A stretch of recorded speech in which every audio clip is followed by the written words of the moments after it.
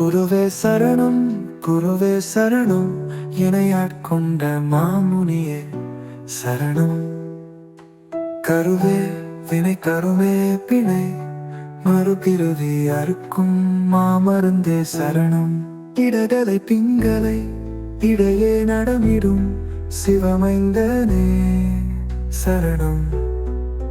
உந்தன் தமிழ்தனை துளியென தந்தனை, என்னுள் அமிழ்தன நாடும் வளர்த்தனை. அருளினை தருவாய், அறத்தினை முகிலாய், மனத்தினில் பொதித்த மாமுனியே சரணம்.